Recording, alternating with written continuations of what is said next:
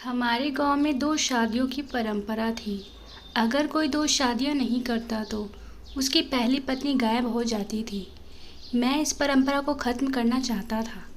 मैं शादी करके अपनी पत्नी को शहर में सुरक्षित जगह पर छोड़ आया और गांव वालों को बताया कि मेरी पत्नी गायब नहीं होगी, ये परंपरा ख़त्म करो।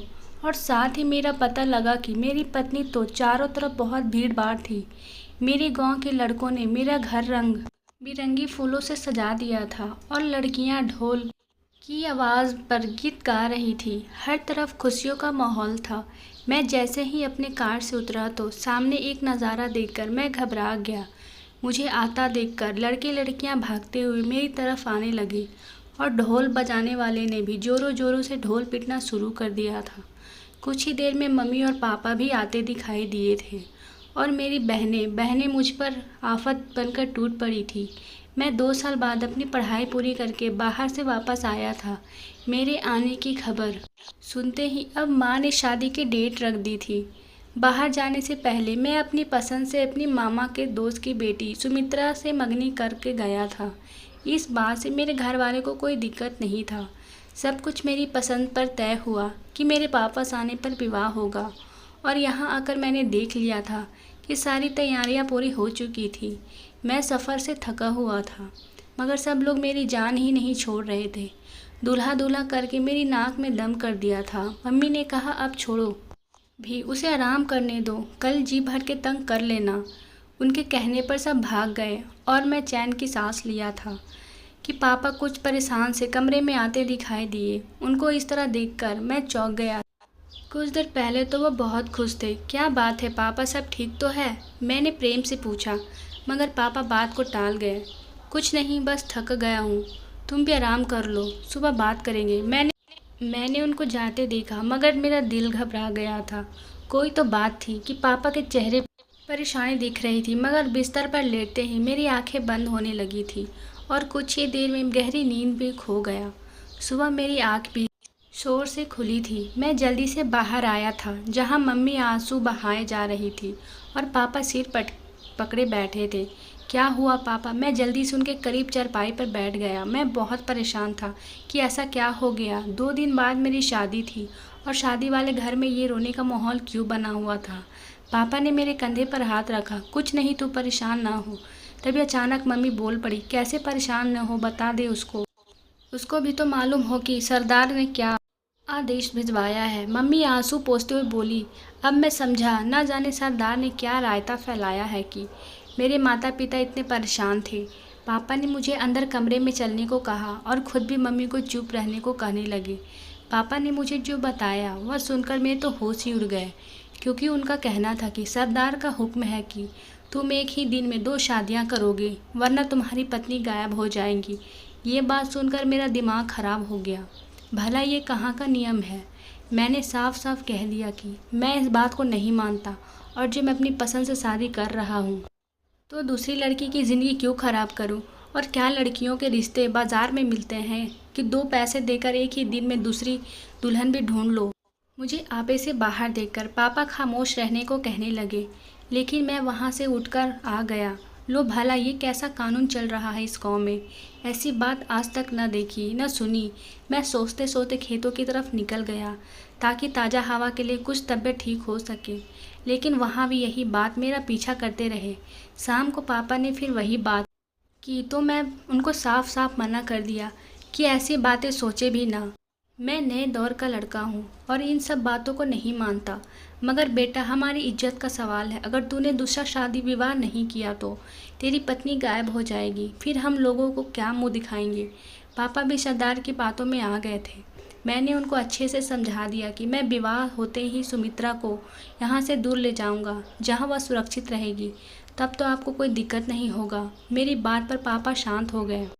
रात माँ ने बताया कि 15 साल पहले ये परंपरा हमारे गांव में शुरू हुआ था कि जो आदमी 2 शादियां ना करता उसकी बीवी गायब हो जाती थी।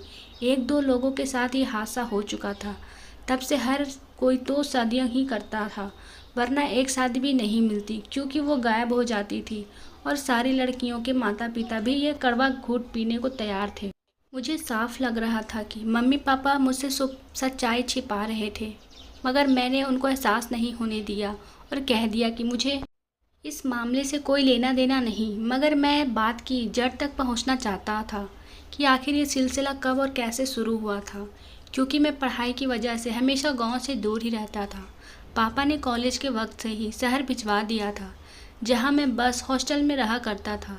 मेरे पापा की अच्छी खासी ज़मीनें थी और अपने आम की बगीचे भी थी। हम गांव के सरदार नहीं थे, मगर उनमें उनसे कम भी ना थे। और गांव में और भी बहुत से लोग थे जो अच्छे खासे अमीर थे, मगर हमारे गांव के सरदारों का अच्छा एक इज्जत होता था, क्योंकि वो ही लोग गांव में होने वाले किसी भी प्रॉब्लम्स को हल करने की कोशिश किया करते थे। वो हर अच्छे बुरे वक्त में अपने गांव वालों का साथ दिया करते थे, तो हमें भी उनकी बात पर माननी पड़ती थी। लेकिन यह बात मानने को हरगिज़ तैयार नहीं था। शादी की तैयारियां जोरों पर थी और वो दिन भी आ गया जिसका मुझे इंतज़ार था। सुमित्रा मुझे उस वक्त से पसंद थी जब मैं कॉलेज में था। वो कभी कभार मुझसे पढ़ने आया करती थी। मैं जब भी गांव आता छुट्टियों पर तो वो मुझे बताती थी मेरी तरह वो भी अपनी पढ़ाई की करना चाहती थी, और उसके पापा ने उसे 10वीं के बाद वही पढ़ने की इजाज़त दिए थे, क्योंकि वो अपने बच्ची को शहर नहीं भेजना चाहते थे। उन्हीं दिनों मुझे सुमित्रा से प्यार हो गया था और ये मोहब्बत दिन व दिन बढ़ता ही गया।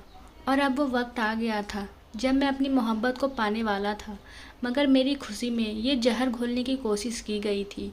उसकी वजह से मैं बहुत परेशान था। विवाह का वक्त था। मुझे लगा कि कुछ संदिग्ध लोग बारात में शामिल थे। शायद वो सरदार की तरफ से पहरेदार थे, क्योंकि मैंने दूसरी शादी से इनकार कर दिया था, तो उनको खौफ था कि कहीं मेरी बीवी गायब न हो जाए। लेकिन मैं अपनी सोची समझी प्लानिंग के साथ विवाह होते ही जब दुल्हन को मेरे साथ गाड़ी में बिठाया गया, तो मैंने बहाने से कार रोकी और छुपते हुए सुमित्रा को लेकर दूसरी गाड़ी में बैठ गया, जो मेरे खास दोस्तों ने हमारे लिए खड़ी की थी। मेरा दोस्त संदीप और रोहित कब से हमारा इंतज़ार कर रहे थे। जैसे ही हम कार में बैठे, संदीप ने तेज़ी से गाड़ी चलाई और अब हम शहर की तरफ जा रहे थे। सुमित्रा को मैं पहले से ही सब कुछ बता चुका था। वह काफ़ी परेशान हो गई थी, मगर मैं उसका हाथ थाम रखा था ताकि वो धैर्य रखे। काफ़ी दूर चलने के बाद अब हम बेफिक्र थे कि हम कोई पीछा नहीं कर रहा था। हमने सारी रात सफ़र किया। सुबह तक हम सफ़र तक पहुंच चुके थे। ये एक अनोखी शादी थी कि दूल्हे ने पहले ही दुल्हन को भगाया था, लेकिन ये सब करना मेरी मजबूरी थी।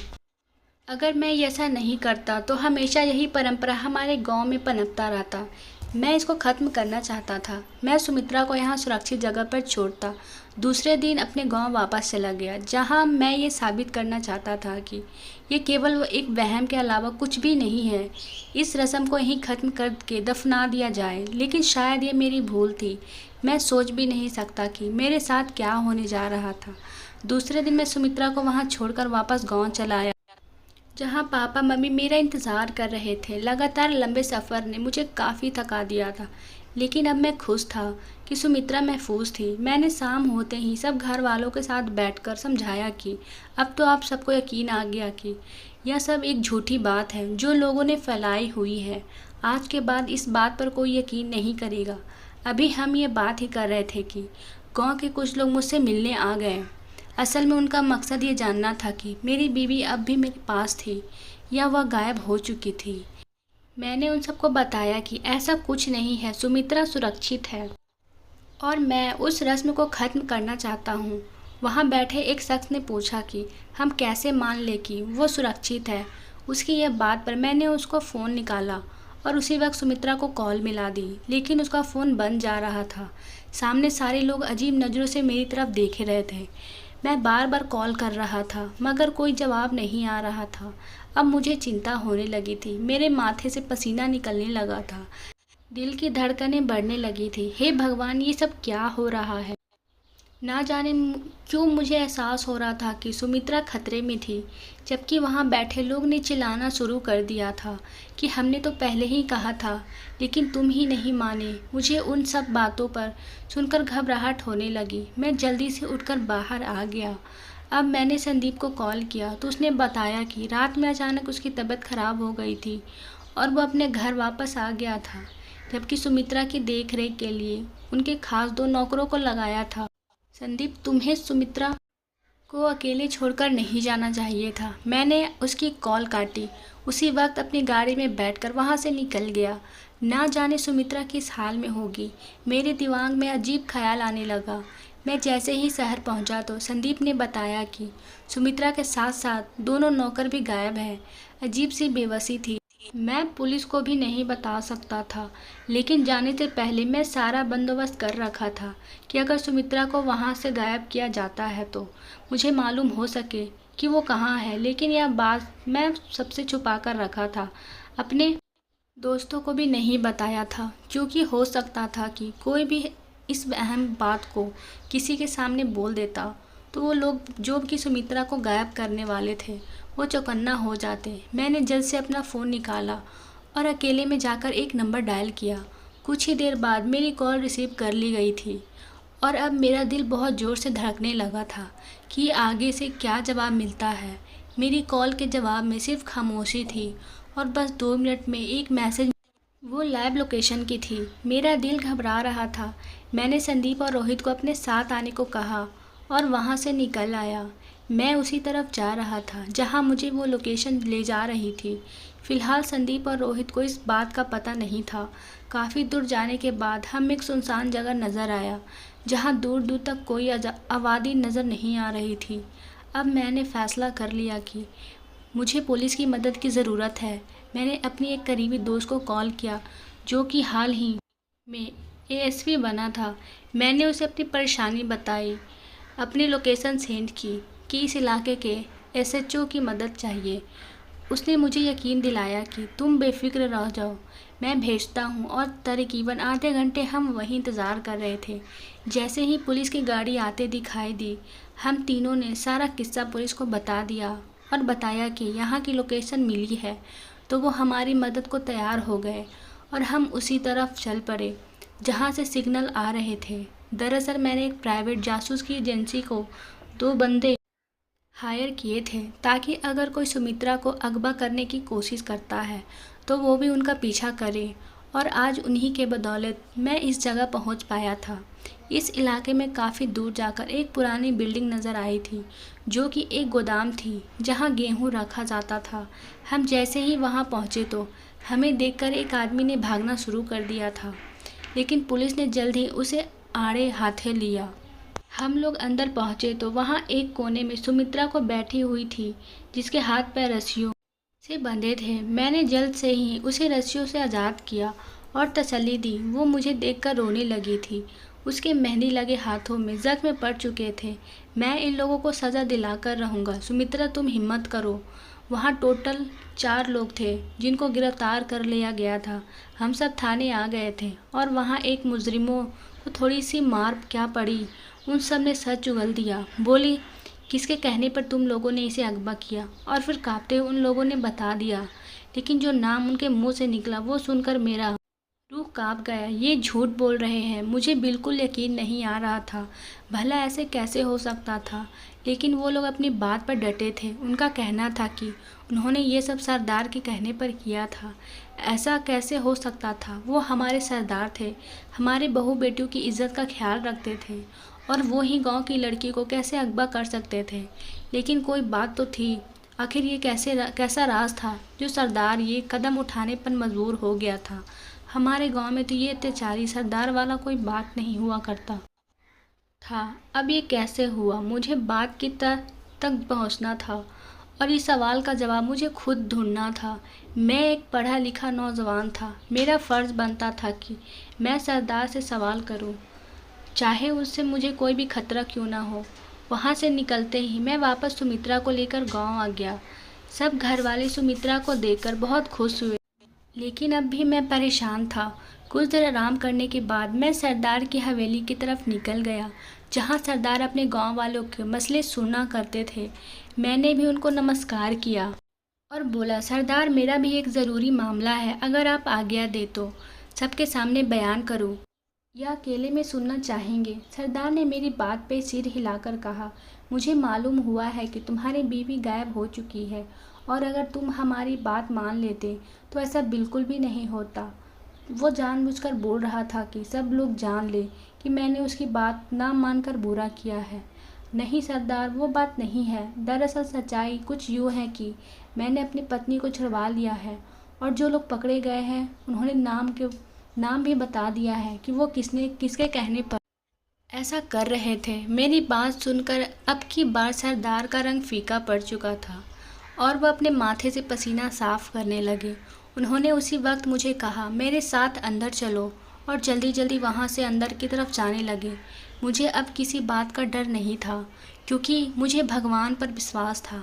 कोई सरदार किसी उनकी इज्जत नहीं ले सकता। अंदर जाते ही सरदार ने गरजते हुए पूछा कि क्या बेहूदगी है, तुम क्या साबित करना चाहते थे? मैंने अभी आपको कुछ बताया भी नहीं, आप बिना वजह क्यों चिल्ला है? तब उसने खुद को कुछ काबू में किया। लेकिन मैं पूछना चाहूँगा कि आपने ये सब क्यों किया? हम तो आपको अपने गांव का रक्षक मानते हैं और आपने हमारी इज्जत पर डाका डालने की कोशिश की। मेरी शादी की रात जब मैंने आपके आदमी आप अपने आसपास देखे तो मुझे फ़क्र महसूस हो रहा था कि मेरे सरदार ने मेरी इज्जत की हिफाजत के लिए उनको भेजा था। लेकिन यह मेरी भूल थी। आपने तो मेरी बीवी को गायब करने के लिए उसको भेजा था। आखिर क्यों? मैं चिल्ला पड़ा। सरदार, मैं चाहता तो सबके सामने आपका राज खोलकर आपको बेइज्जत कर सकता था। पूरे गांव में आप मुंह दिखाने के लायक न रहते। आसपास के इलाके के सरदार भी थू थू करते। लेकिन मैं आपके सच्चाई जानना चाहता हूँ कि ऐसा क्यों किया। मेरी बात पे सरदार के कंधे झुक गए और वह चारपाई पर बैठ गया।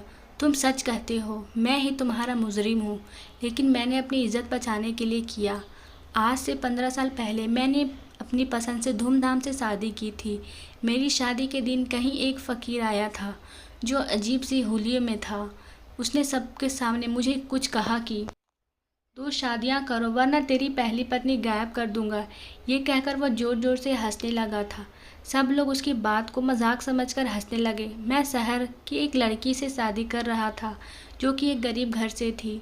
सबके मना करने के बावजूद मेरे स्वर्गीय पापा ने जोर डाला कि शहर की लड़की से शादी मत करो, वह यहाँ नहीं रह पाएगी। मगर मुझे अपनी मोहब्बत पर विश्वास था। मैं भी तुम्हारी तरह नौजवान था, अपनी पत्नी को इज्जत देना चाहता था। मगर वो शादी की रात ही घर के सारा सामान, रुपया पैसा, 100 तोले सोना भी सब कुछ लेकर फरार हो गई। मैं कहीं मुंह दिखाने का काबिल नहीं रहा। मेरे चेहरे पर उदासी थी। लेकिन उसी दिन बाबा ने सबके सामने बात रख दी क्योंकि साधु ने यह बात कही थी कि 2 शादियां करो और मैंने उसकी बात ना मानी थी, तो इसलिए मेरी बीवी गायब हो गई है। पहले तो लोग इस बात को मानने को तैयार न थे, लेकिन अगले माह जब एक लड़की की शादी हुई तो उसको मैंने 2 शादियों का कहा, मगर वो भी मानना मजबूरन। अपनी इज्जत बचाने के लिए मुझे उसकी बीवी का अगवा करना पड़ा और इसी तरह ये बात फैल गई कि मेरी बीवी भागी नहीं थी, वो फ़कीर की बद्दुआएं की वजह से गायब हुई थी और यहाँ मेरी इज्जत रह गई थी। तब से आज तक मैं इस बात को निभा रहा हूँ। आज भी मुझे वो रात याद आता है। सरदार की आंखों से आंसू आ गए। लेकिन मेरा यकीन करो, मैंने किसी का नुकसान नहीं पहुँचाया। उन लड़कियों को कुछ दिन बाद छोड़ देता था और अच्छी जगह उनकी शादी भी करवा दी जाती थी। बस तुम्हारी बीवी से पहले 2 और 2 दुल्हनों का अगवा कराया था, वरना तो सभी कई सालों के बाद मानते आ रहे हैं 2 शादियां करनी थी। मैं हैरान और सदमे में बेहाल था। अपनी झूठ छिपाने के लिए कोई इतना भी गिर सकता है? आपको जो किया उसकी सज़ा आपको भुगतनी पड़ेगी। सरदार, या तो आप सबके सामने सरदारी से इस्तीफ़ा दे दीजिए या फिर अपना सच सबके सामने ले आएं। मैं नहीं चाहता कि हमारे गांव का मुजरिम हमारे साथ रहकर हमारे ऊपर राज करे। ये सब कहकर मैं वहाँ रुका नहीं और गुस्से से चला आया था। मैं खामोश था सिर्फ और सिर्फ इसलिए कि सरदार खुद ही अपना जुर्म कबूल कर ले। और दूसरे दिन मुझे मालूम हुआ था कि सरदार ने रात को अपनी जान ले ली थी। कितनी अजीब बात थी ना। उस शख्स ने अपनी झूठ को अपने ऊपर सवार कर लिया था।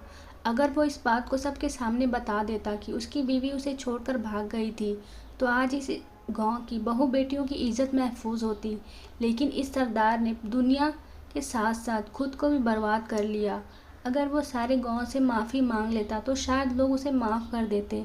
लेकिन हाँ, सबको मालूम हो चुका था क्योंकि सरदार ने खत में अपना जुर्म कबूल कर लिया था। अब हम बेफिक्र थे। अब किसी शख्स को बिना वजह 2 शादियां नहीं करनी पड़ती थी और मैं सुमित्रा बहुत खुश। गांव की पंचायत के मुताबिक मेरे पापा को सरदार चुना गया था।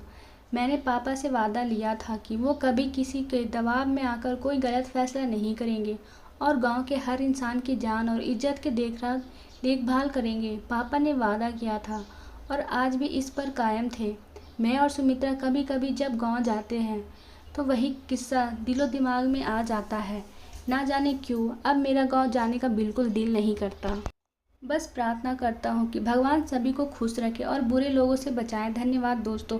आपको ये कहानी कैसी लगी कमेंट में ज़रूर बताएं और वीडियो अच्छी लगे तो लाइक सब्सक्राइब करना ना भूलें। Thank you.